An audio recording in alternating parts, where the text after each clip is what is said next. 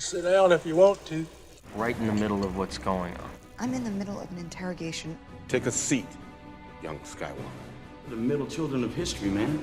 Middle of the day, Alfred. Please, take a seat there. Right now, I'm in the middle of nowhere. Stop the middle, it's a basic! Meeting in the middle. Like. They fought for the freedom of The middle of The middle of a war! Come on, freaking ridiculous! Why don't we have a seat and talk it over? No! Not the middle seat! It's the Middle Seats Podcast, the best seat in the house for all things movies and entertainment. Thanks for joining us tonight. I'm Andrew Auger, and I'm joined by Jake Hensler and Nate Lungarini. We are midst of a double review of two of the biggest May blockbusters. We're going to be talking about John Wick Chapter 3 and Aladdin tonight. We'll discuss them, then we'll rate them, then we'll go into our spoiler section. Look for time codes in the description below so we can talk about some of the specific parts that you want to get to. We understand that you're busy people, so be sure to jump in wherever you want. This is part of a whole. So if you're listening on YouTube, there is a separate video where we have a little bit of fun and kind of cast some R-rated Disney live-action remakes with the directors that we would choose. It's a fun little segment. We hope you can join us for that one. If you're here just for the reviews, welcome. Let's get into John Wick Chapter 3. Mr. Wick broke the rules. I trust you understand the repercussions if he survives. John Wick, excommunicado, is now in effect. After this, we are less than even. Would you help set the mood for our new guest? Our service is still off limits to me. What do you need? Guns. Lots of guns. You think you can take John Wick? All of this for what? Because of a puppy? Wasn't just a puppy.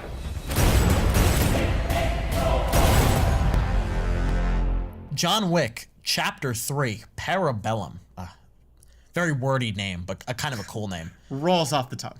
Once again stars Keanu Reeves as one of the big action heroes of the 21st century. We're coming off of John Wick Chapter 2, which came out in 2017, and John Wick 1, which came out in 2014. This one takes place right after John Wick Chapter 2. He's on the run from a whole group of assassins who he basically broke the assassin rules. Every assassin can kill him and make a lot of money. Also stars Lawrence Fishburne, Lance Reddick, Ian McShane, Halle Berry. Big, deep, diverse cast. So guys, obviously John Wick movies built on amazing action and really great work by Keanu Reeves. John Wick Chapter 2 especially impressed a lot of people, making a lot of people excited for this third movie with a summer release date now. But does it deliver on what we expect of John Wick, the Puppy Avenger? The Puppy Avenger. Hell yeah. Nate Lungarini, what did you think of John Wick Chapter 3? I've always had, stupid fun with this series. Some people are really, really high on the first two, and I'm a little bit more watered down than the masses in that regard. I think they're fun, but they're simple fun in the best kind of way. It's a short, simple concept that is just dialed up all the way to 11 in terms of action scenes, in terms of the world building. They just did so much with such a simple premise, and I loved it. And I honestly think that this might be my favorite. I think the action scenes are really fresh, really new. They totally perfected the realistic action scenes as well. Reloading is a serious thing. Missing your shots happens frequently. Needing to get guns off the people you kill happens the entire way through. Yeah. And the other movies have done this to a certain degree, but some of the new unique obstacles that this movie throws at you is stuff that we haven't seen in the other two movies, and it made it feel just a lot more fun. So I had a great time with John Wick 3, and I think anybody who liked the last two is going to have a good time with this. Yeah, these movies, for as ridiculous as they get, have always been really conscious of those little action tropes. There's a great kill in the first one where he uses the gun to pin the guy down while he reloads and then shoots him in the stomach. That kind of stuff is oh, amazing. Really appreciated. Jake, I know you're a big fan. What did you think of this one? So for me, John Wick 2 is still my favorite in the series. I thought John Wick 1 was good. John Wick 2, not so low-key, blew me away. Everything I like about the first one, the second one just improves upon, in my opinion. And for me, the third one, the action's obviously great. all the way through. But for me, truthfully, I think there were parts of the story that felt a little misguided, a little odd at times. Like, I know each movie, the scale gets bigger and bigger. So the first one is really just him killing some mobsters. The second one gets a little bit bigger. And then this third one is just he's tackling, like, the world. Yeah. Pretty much. I was okay and expecting him tackling the world, but I think it kind of took me out of the John Wick premise just a little bit. Like, I love the action. I love him as a character. I love this underground hidden assassin world that they all live in. There's something about the direction of the story that felt a little misguided to me, though. I don't know. But overall, I liked it. Good movie. Yeah. I think the first two movies are special not only for their action sequences, but one, because of Keanu. And obviously, that carries over again. Man of few words. Yeah, what he does really well, he's intense and he's like stoic, but there's also like a subtle, like, there's a very much a softness to him. He's very reluctant to be the Baba Yaga. You know what I mean? Except who he is. Yeah, but that's who he is. And he has this kind of code and this gentlemanly chivalry, I would say, that separates him from being a pure monster. I think that's really interesting, and Keanu does a really great job with that and just keeps adding to that with every movie. But beyond the action in Keanu, there's the world building that these movies do, where they set up this Assassin's universe, which is ridiculous and absurd, but so much fun and so creative. Cool. I love that aspect of it. And all of that continues to get more complex in this movie. And I kind of agree with you, Jake. I agree with both of you. Although I will say it's kind of interesting, I think, because we all are on different scales. Like, Nate, you say this is your favorite of the three. Jake says it's your second favorite, right? In different ways, I kind of like this one and the first one equally. I probably rate them very similarly, but the second one's definitely my favorite. I would rate all three similarly. I would put this one probably the lowest because of those story things that you kind of got into. It's definitely the messiest and the most ambitious of the three. And these movies work best when they're simplistic. The best scenes in this movie are the action sequences. How we got there is not really as important. When these action sequences are happening, good Lord. They're insane. They're really diverse. They're incredibly well shot and choreographed. They're paced perfectly. They're really clever, and they're actually kind of funny. There's a lot of good comedic moments in these action scenes. Oh, yeah. The audience that I was with was laughing quite a bit. Yeah, and they absolutely nail it. Yeah, they knock it out of the park.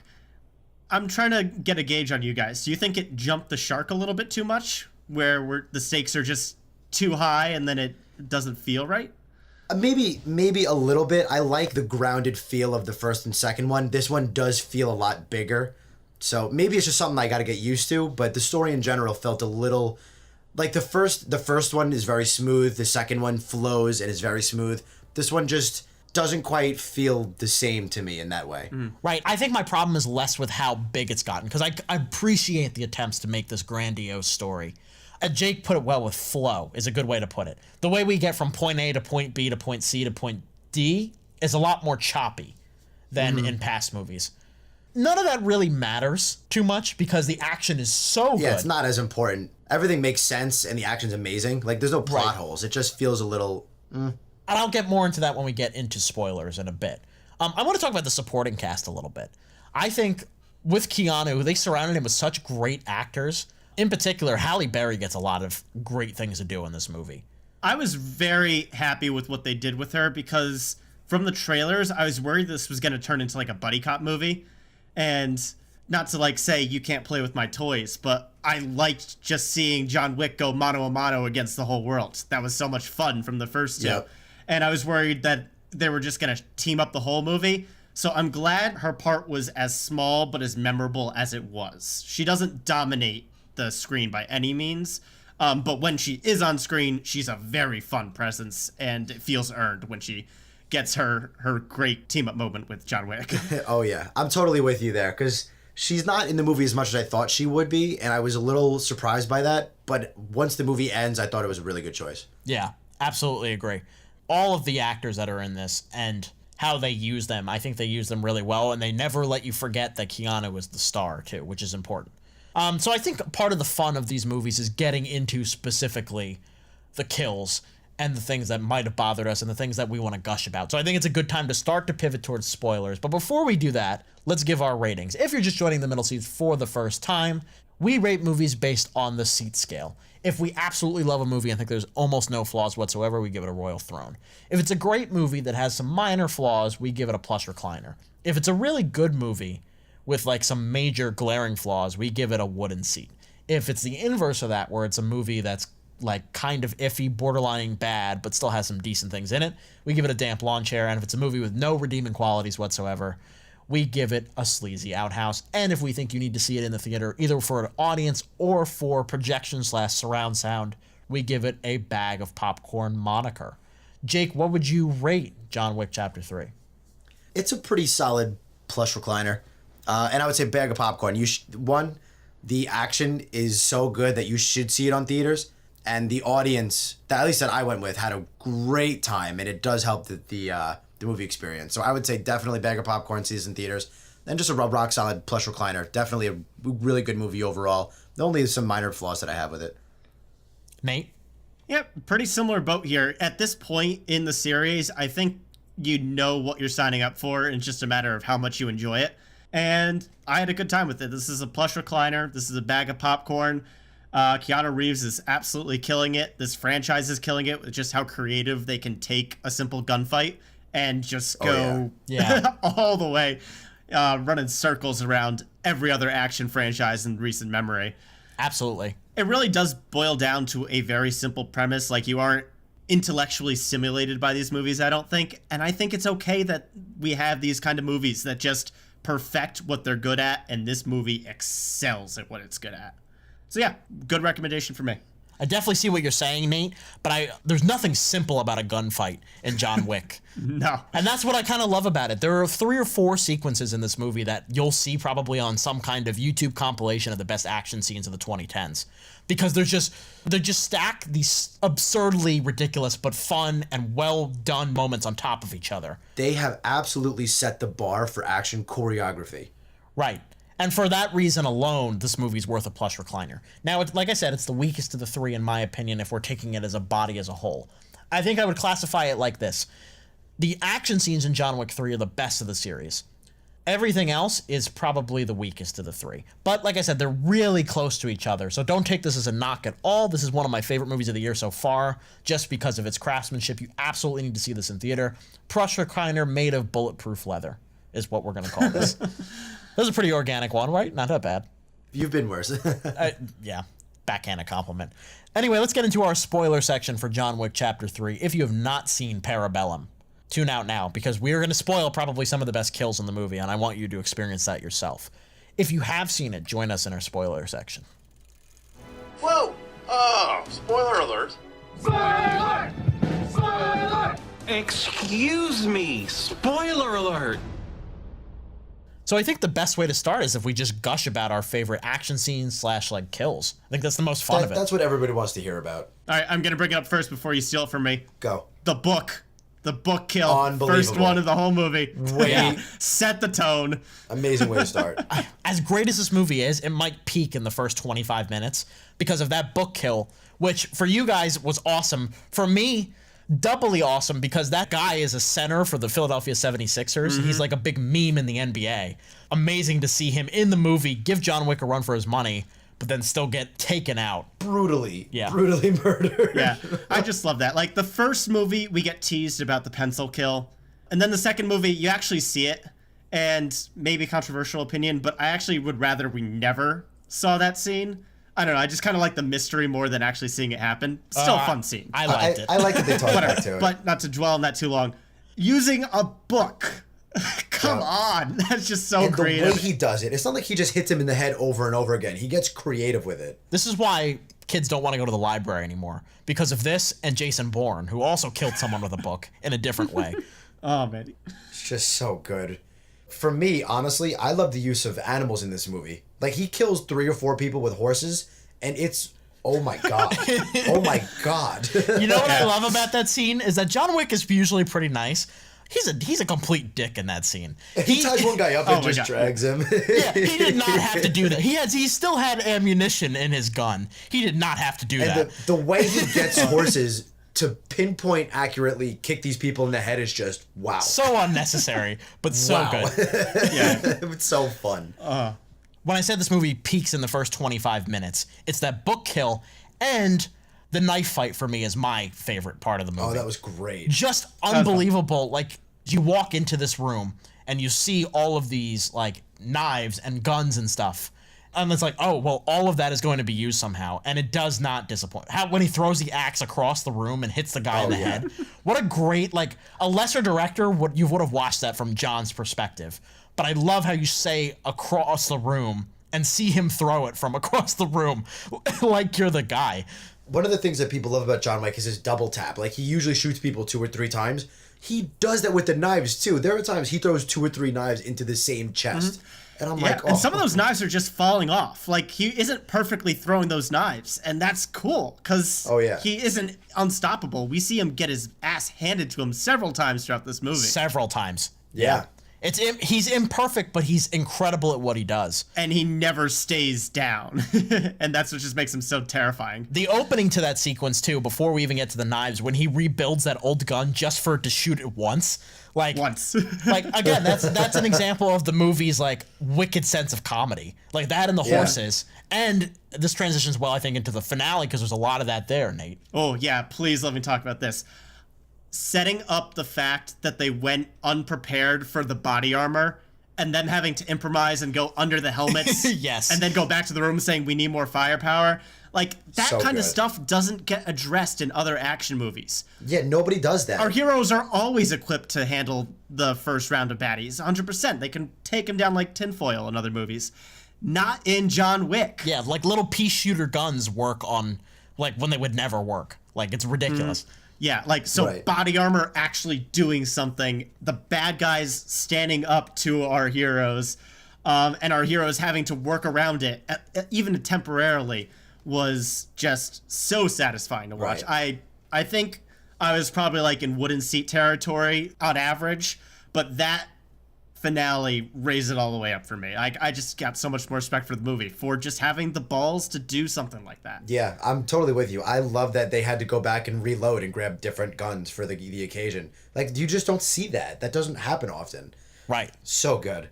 I love how it transitions nicely into showing things just for them to be knocked down. When we see that huge room of glass earlier, it's like, well, every single piece of glass in that room will be broken by the end of this movie. Yeah. What a beautiful set. Roger Deakins would have had a field day. Right. Like, I didn't think they would be able to top the museum from the second one, because that's one of my favorite shot action scenes ever. The Museum of Mirrors at the end. It's brilliantly done. But they found a way. And the fact that he's basically fighting John Wick fanboys is pretty funny. So funny.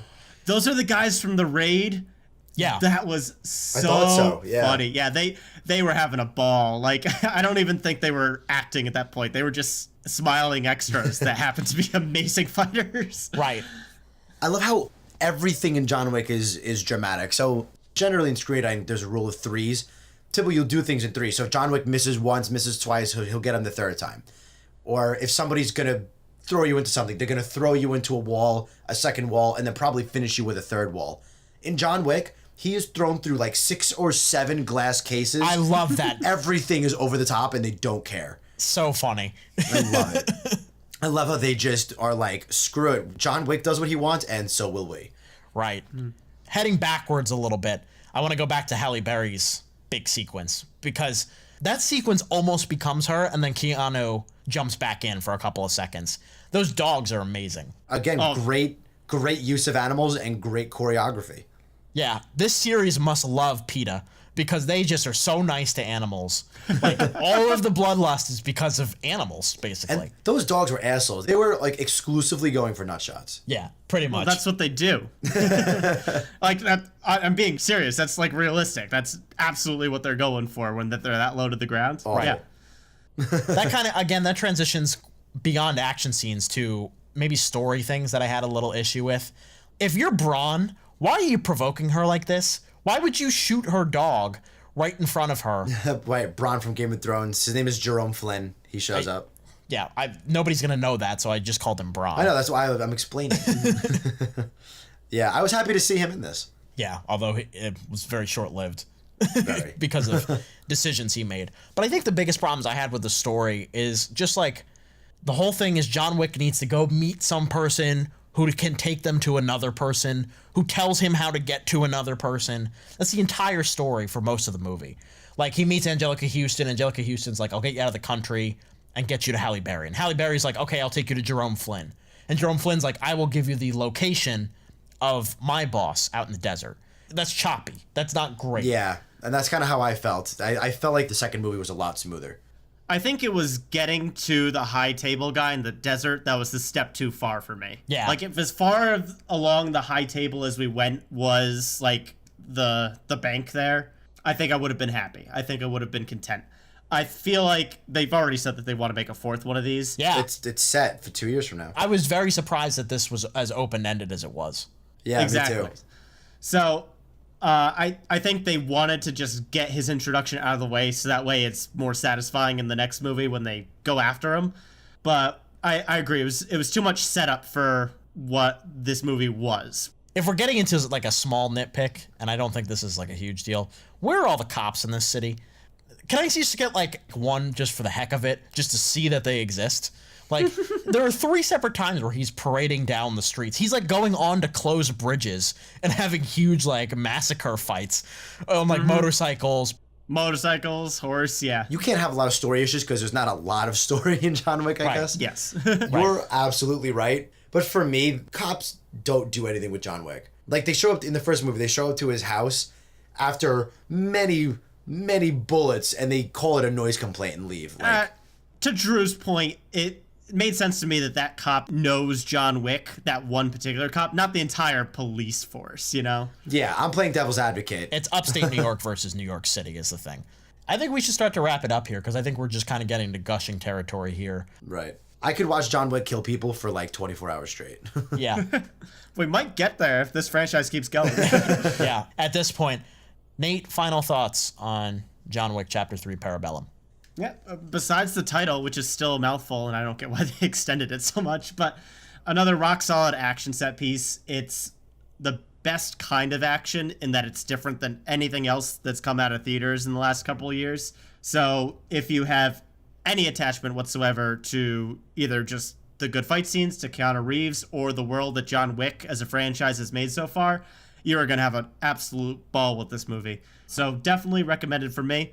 You know, just don't piss off John Wick, and I think you'll be just fine. Hopefully. Jake? Yeah, absolutely. Action fanboys rejoice. John Wick is absolutely setting the bar. These will go down as some of the better action movies of a long time. Without a doubt, they will be mimicked, they will be looked at, they will be praised. I'm sure you're going to see a lot of action movies try and replicate what John Wick is doing so successfully. Great character, amazing, unbelievable action, overall good story, and I love this hidden assassin world that they all lived in. It's just really rock solid stuff. If you like action, this is just always up your alley, basically. The hidden assassin world is what really sets it apart from just a generic action movie for me. It makes it that much more interesting. It's really fun to explore this universe. Now, do we get a little bit over the top with it sometimes? Absolutely. This movie has 4 screenwriters as opposed to the first 2's just single screenwriters. So that'll tell you what you need to know about over-convolution. But at the same time, when you go big, you really need to nail that action. And wow, do they do that. You absolutely should see this movie on a big screen. Plus recliner, go see it. All 3 of us recommend it. That will do it for our John Wick Chapter 3 review. Let's switch gears quite a bit here, and let's talk about the live-action adaptation of Aladdin. I can make you rich. What would I have to do? There's a cave of wonders. Bring me the lamp. Watch this. Watch out! You done wound me up. You ain't never had a friend like me. Hey, can you make me a prince? There is a lot of gray area in Make Me a Prince. Really? I thought a princess could go anywhere. Not this princess. Do you trust me? Don't you dare close your eyes. Hold your breath, it gets better. Let me share this whole new world with you. Aladdin is directed by Guy Ritchie, of all people. Very interesting choice for this. Guy Ritchie of Snatch, Lock, Stock, and Two Smoking Barrels, the past two Sherlock Holmes movies, King Arthur, Legend of the Sword. He's got a dense filmography. It stars Mina Massoud, Naomi Scott, Will Smith, Nassim Pedrad, and a bunch of other people embodying classic characters from the 1992 movie. Do I really need to do the plot? I mean, we'll do it just to humor you. Aladdin, he's a street rat in Agrabah, which is a fake Arab town. He finds himself in a bunch of shenanigans. He finds himself attracting the genie in the lamp, played by Will Smith this time, not Robin Williams, of course, for obvious reasons and tragic reasons. R.I.P. And, of course, the whole movie's about him trying to impress the beautiful, stunning, smart Jasmine. Other things happen along the way. Of course, we all know the big musical numbers. It's a beloved classic for a reason. And for that reason, online backlash to certain promotional materials has been quite the story developing throughout the Aladdin press campaign. The way that a certain genie looked, the way that certain characters talked, because of the special effects, everything that could be scrutinized about these Aladdin trailers were discussed in full online. So now here's the question. Is it worth all of that hubbub? Is it worth all of that worry? Is Aladdin good? And does it disrespect the original? A lot of questions, a lot to talk about. Jake Hensler, what did you think of Aladdin? So I think you're going to find me using the word enough a lot. And not as in enough like I'm sick of it. Enough as in it was fine enough. And Aladdin was entertaining enough. It was charming enough to be decent. It was fine. I probably won't remember much about it this time next year. I was having a good enough time watching it. I will say probably the first 20 to 25 minutes, I thought I was in for a train wreck. I do think the genie's presence onward elevates the movie, but again, not elevates it to anything really all that special whatsoever. Like some good sets, some good costumes, some good musical numbers, but overall the movie was fine enough for me to just, I don't know, not dislike it. It was okay. Nate, I think it would be safe to assume that out of the three of us, you're the biggest Aladdin fan here.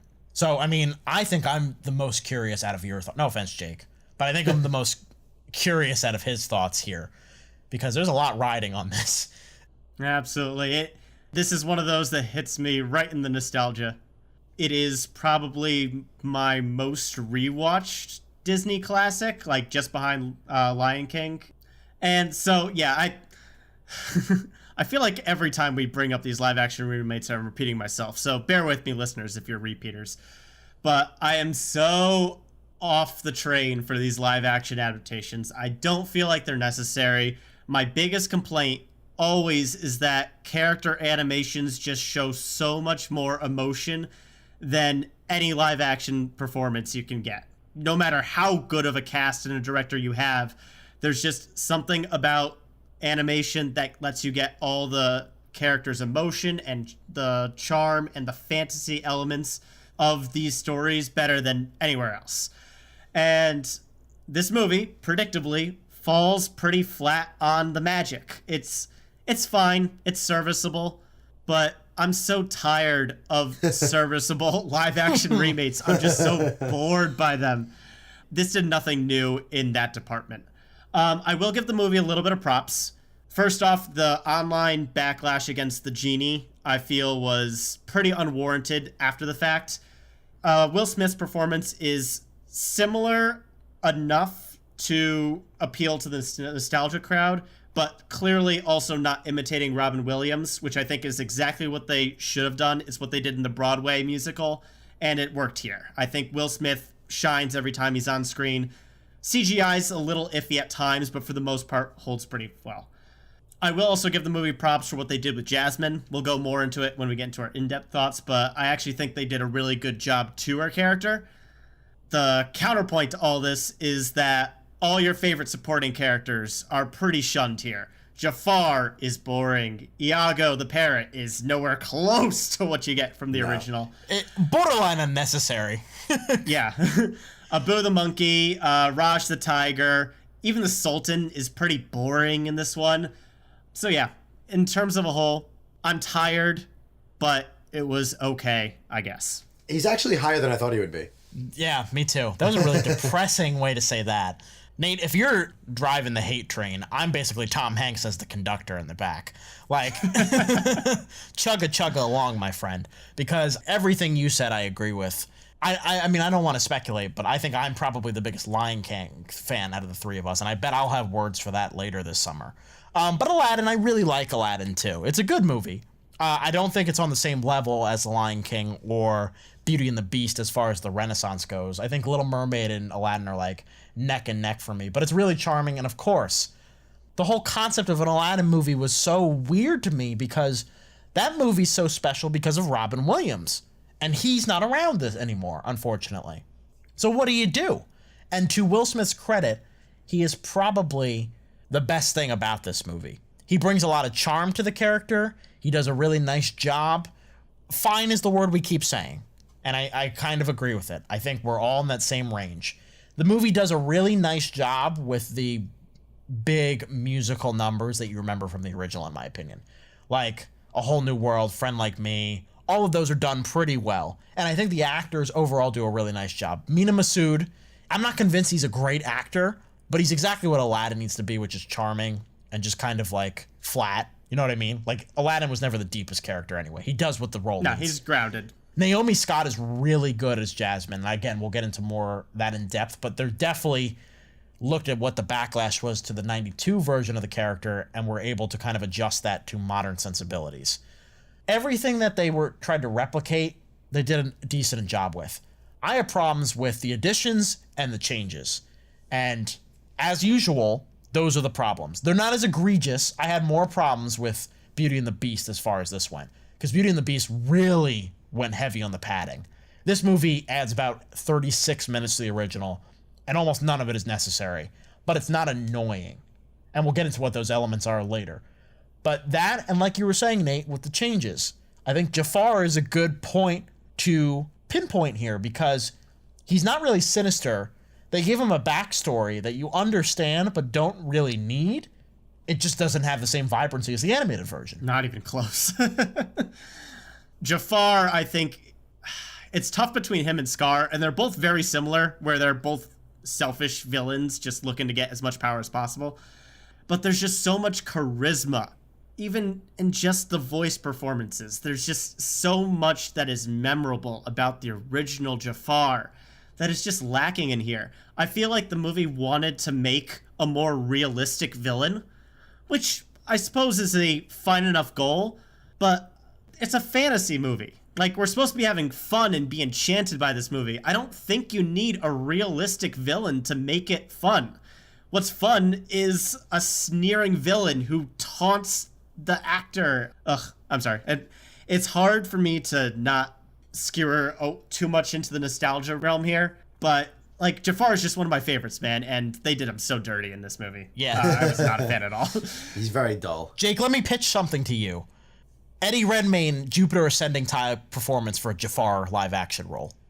Do not like Jupiter Ascending. That's why I pitched it to you. But I think a performance like that could actually fit. Because he is so all over the place and so over the top, that actually could have fit for Jafar. Right. Where Jafar in this one is just like, ooh, I'm evil behind the scenes. Ooh, I want power. Whatever. You're really not that interesting. He needed to be more flashy, I think. I see what they're trying to do. They're trying to make a parallel between Jafar and Aladdin because this version of Jafar came up from like he had to scrap and kill and everything to get to where he is. Right. And Aladdin has to scrap every day to get to the point. And the whole point is that, like, you know, power corrupts you, basically. Right. Mm-hmm. But we don't need that. We know that already. The whole point of what happens with Aladdin is because of that. Yeah, he learns the lesson fine on his own in the first movie. We Exactly. don't need the bad guy to reinforce the lesson. Right. It's too much. The one that really bothered me was the Sultan. Because the Sultan is such like a warm, like goofy, awesome, kind little character in the original. Mm-hmm.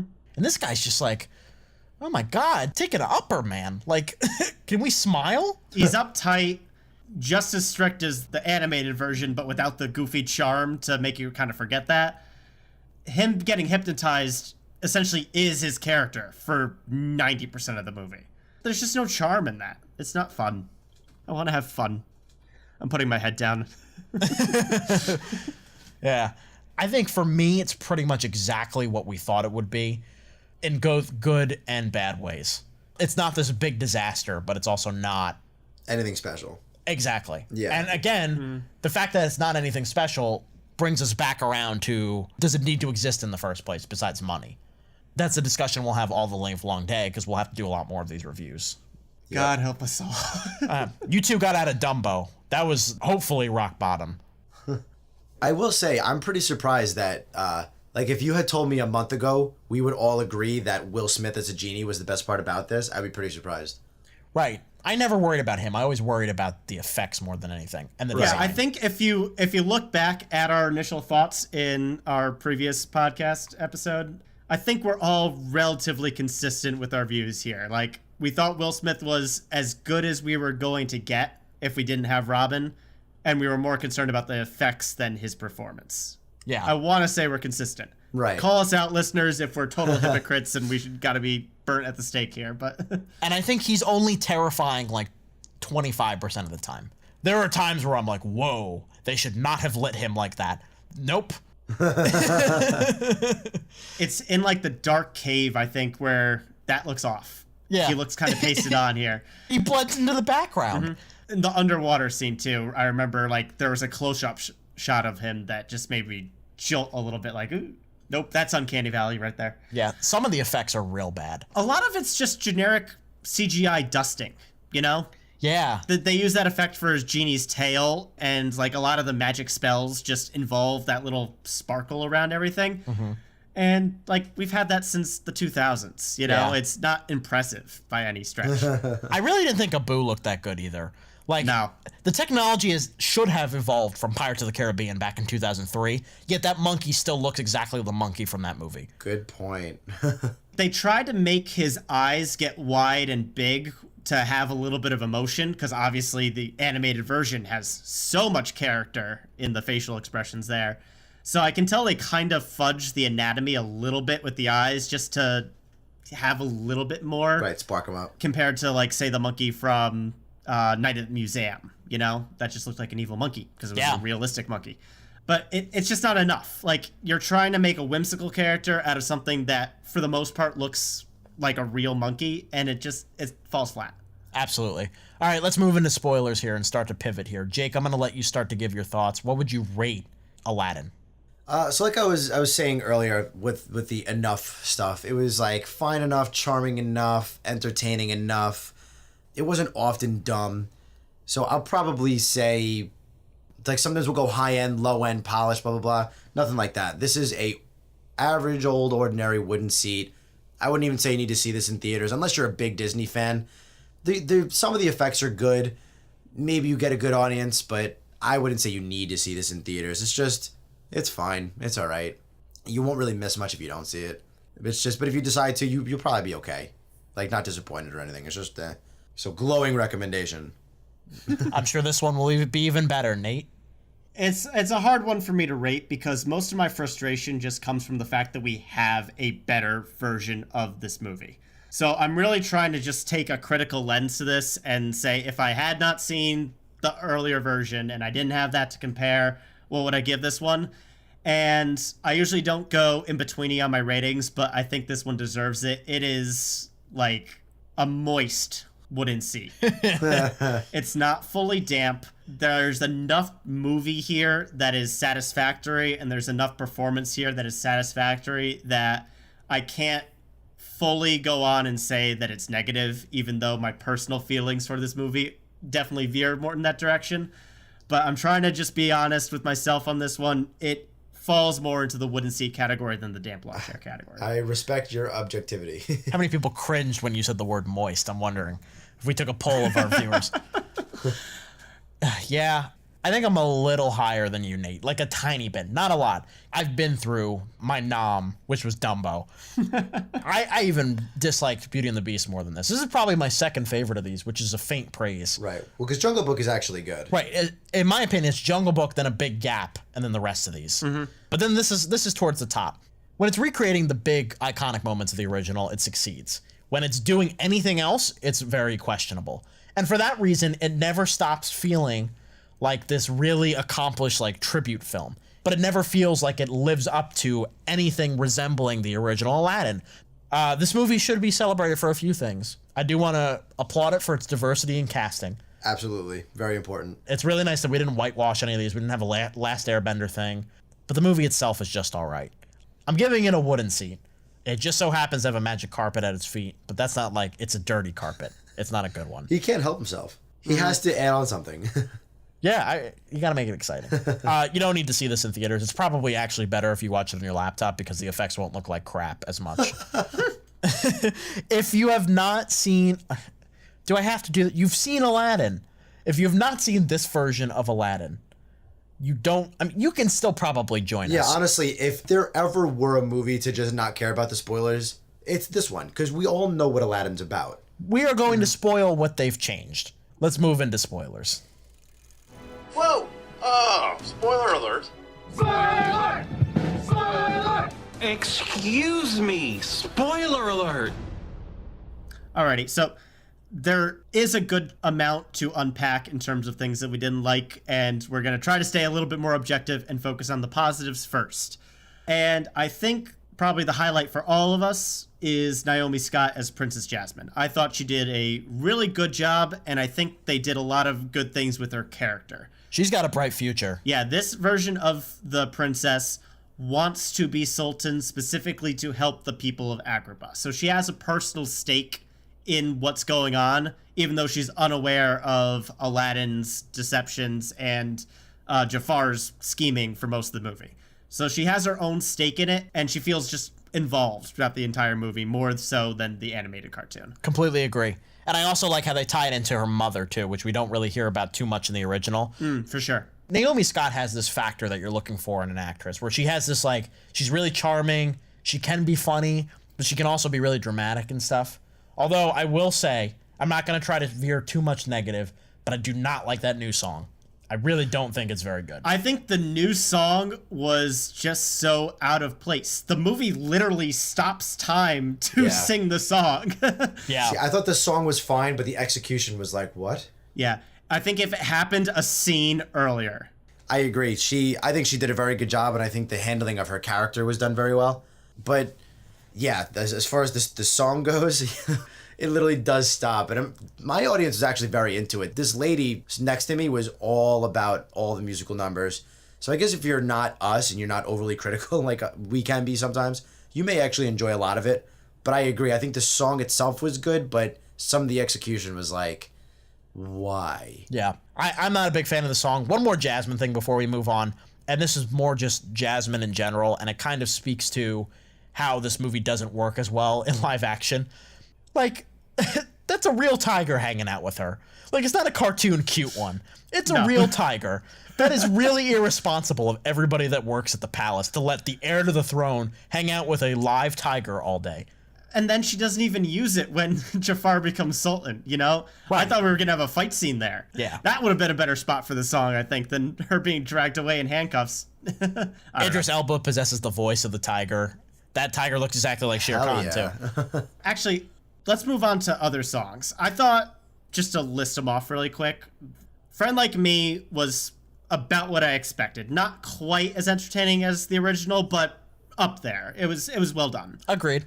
Prince Ali was a little slow, a little low energy for me. It was better than that clip. I was going to say, I actually liked the whole Prince Ali introduction scene. It escalated pretty well. It started slow, and then I thought it built to something nice. Yeah, like a solid choreograph, solid performance from Will Smith. I liked it.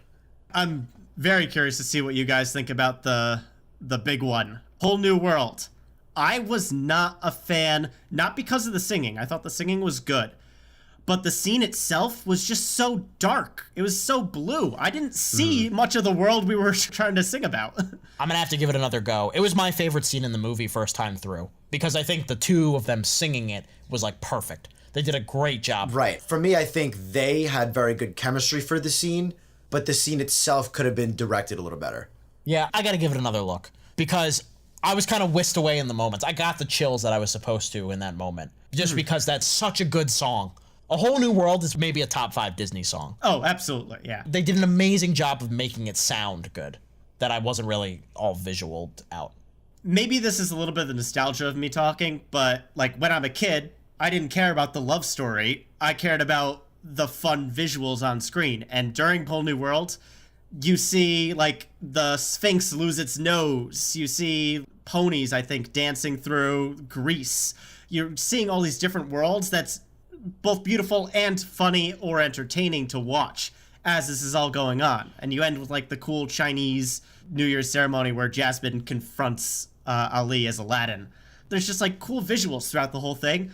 I was very underwhelmed with just how much blue ocean we saw during this. Like there wasn't a lot there to excite me visually, even though the music, again, very well performed. He does what he can, but Guy Ritchie's clearly out of his element when we get into that kind of stuff, because I thought the most comfortable he was as a director was during the one jump ahead number where we first meet Aladdin. I thought the way that they did Arabian Nights, where they kind of had the tracking shot where we meet all the characters, was kind of cool. I liked One Jump Ahead a lot because it's very reminiscent of something like Sherlock Holmes, where it's in the nitty-gritty of hallways and stuff like that, and it's the camera weaving in and out of there. That was the moment where I was like, okay, he might be a good choice for this. And then there were other moments where I was like, he's the wrong choice for this, basically. I actually, as far as positives go, I think generally the music was pretty good, and I think the sets were actually pretty good. You know, made me into the movie enough where I wasn't, I don't know, taken out of it or felt weird. Like, it felt, like, visually, I guess a lot of the movie felt okay between the sets and the special effects and stuff like that. Yeah, for the most part, I agree with you. I think we brought this up during our initial trailer discussion, but I feel like Agrabah as a city was a little too clean. Like, it made sense in the palace that everything looked pristine and super gold, but I felt like the city wasn't as rugged as it could have been compared to what we got in the animated movie. Like, we got the sense of busyness, but we didn't get the same type of charm and like mystical elements that we got in the first one. Like, there was no guy eating fire, or swallowing swords, or lying on nails in this one. They could have used more and better details for things like that. Yeah, more details. And I think just like even some unclean details just would have made the movie feel a little bit more real to me. It felt like a Broadway set. Absolutely. Oh, yeah, you know what? You're kind of right.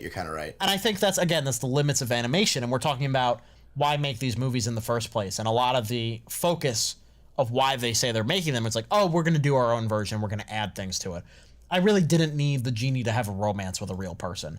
Yeah, his whole human arc was weird. And it was odd that they opened the show with that, too. The framing device was stupid. I was really not into that. When I found out what they were trying to do, I was like, all right, I understand it. It doesn't mean I like it. Yeah, the first, 20 minutes, I was not digging this movie at all. And the very first opening shot, I was like, what is happening? It was kind of odd that the desert movie started over the ocean, huh? Yeah, I was like, where are we right now? What's going on? I liked most of the beginning besides that opening point. Because, one of my favorite musical numbers is towards the beginning. Right. And then it gets dull for a little bit, and then they bring the genie back in, and it gets kind of reinvigorated. Yeah. But it takes a lot less time in the original to get to that point, and it took a lot of time, like a half an hour to get to the genie at this point, and it's like, all right, can we wrap this up and let's go? My last thing, out of the two big names from the original animated classic, you have obviously Robin Williams, but also Guilford Godfrey as Iago the parrot. And they just did my boy Iago so dirty in this movie. He's not even like a generic bad guy parrot. He literally just says words and acts as Jafar's ears and just repeats plot points. Like, he doesn't even have his own character in this movie. We could have done without him. Yeah. He's a real parrot. Yeah, it's a shame. Yeah. You even cast Alan Tudyk as a potentially fun thing. Like, he was the chicken in Moana, or you could have spoke like the original parrot did and been its own character and tried to do something fun and new with a fairly beloved character. But he was literally just like an extra megaphone for Jafar. He wasn't even fun. Yeah, it was really, really a shame. Like you said, he really could have just done without the parrot. You could have taken the parrot out of the movie and nothing would have changed, really. Well, I disagree with that because the movie uses him as a crutch like 5 or 6 times, where it's like, how many times is Iago going to be eavesdropping on them, deliver that information to Jafar? Yeah, I guess, but I feel like they could have used some kind of magic spell if they needed to. Like the very original movie did. How about that? Right. They would have needed a severe rewrite to take the parrot out. But at the same time, the parrot didn't need to talk. There was no reason to get Alan Tudyk to just do that. I could do that. Yeah, it's a shame. All right, let's start to wrap this up here. Jake, final thoughts. Final thoughts. One thing I haven't mentioned that was very distracting, not necessarily a bad thing, but distracting. The actor who played Aladdin reminded me a lot, and I mean a lot, of Dave Franco. Sounded like him, and he had a charm that kind of felt like him. So the whole movie, I was like, this really feels like Dave Franco, and I was very distracted by it for the whole movie. I'm not gonna lie. That aside, I think positives. I think some of the sets were good. I think some of the musical numbers were good. I think Will Smith was good. I think Naomi Scottish Jasmine was good. And the majority of the movie was just, sure, they're gonna make them. It's not a bad movie. Again, entertaining and charming enough to a point I didn't dislike it, but not exactly worth your time either. Like, I don't know, if you're a parent, your kids would probably enjoy it, like your little kids. But then you could just give them the animated movie. So I don't know, whatever. It was just whatever. Whatever. That's the word of the day. Yep. Nate, final thoughts. If it's not clear already, I'm just so done with these, and I'm so annoyed that we're not done with them. Yeah, just, it's so satisfactory, but in the blandest, boringest way possible. Like, again, I can't deny that the movie was competent in what it set out to do. I just wish that its mission wasn't to be competent. Yeah. Just Right. excel. Do something that wows me. I'm happy that at least our main three characters were all good. Will Smith was fun. Mina and Naomi, Aladdin and Jasmine respectively, both were fine. Jasmine more so than Aladdin, in my opinion. But it's the supporting cast that made the original movie so memorable and so much fun, whimsical, magical, the works. And we just don't got that here. And it just makes me sad. Hit me right in the nostalgia. Yeah, I don't really have much more to say beyond that. I will say, again, kind of going back around to the things that it does well as far as respecting the diversity and the culture of the cast. Really like the costuming. Really like that it ends kind of with like a Bollywood dance number. I thought that was kind of cute. And those are the kind of things that they should have been striving for more, as opposed to just adding unnecessary elements to the plot. Find a way to make this special to the young boys and girls that are watching it, that are getting to see their own live action version of this story play out. But those same kids can be watching the original Aladdin too. And that is not going to be able to be a defense for a lot of these. Like, when we're going to get like white ass Frozen like years from now, we're just going to have to accept the fact that they're doing these for money. It'll happen eventually. At some point, Disney will own everybody and nothing will matter. And that's the end of the Middle Seats podcast. They'll own the Middle Seats podcast by the end of this episode. At this rate. I'll at least get paid. Yeah, honestly, I would take the paycheck. Yeah, wooden seat? Did I say that? Royal throne. We're on the payroll now, folks. That'll do it for this week's episode of the Middle Seats podcast, for our great double review here and this great episode. Nate Lungarini, where can they find us on the internet? Alrighty, here's how you can get in touch with us. Please like, comment, and subscribe to our YouTube channel, The Middle Seats. You can also listen to us on the go on all your podcast platforms, including Spotify, Stitcher, iTunes, and SoundCloud. For questions, comments, and updates on the show, keep an eye on our Facebook, Instagram, and Twitter, all at The Middle Seats. And if you like what you hear and you want to see more content, let us know and spread the word. It's the summer of fun here on the Middle Seats. We've got a lot of movies we want to be talking about over the next couple of weeks. Stick with us. We're having a great time talking about them. We've already touched on Avengers, Detective Pikachu, and now these two movies. Be sure to check them out because they're pretty fun reviews. In future weeks, we'll be touching on things like the next X-Men movie. Godzilla will probably be in there. Toy Story will probably be in there. And then a whole bunch more. That will do it for us. For Nate Lungarini and Jake Hensler, we're going back in the lamp. I'm Andrew Auger. Keep that seat warm, everyone. We'll be back soon.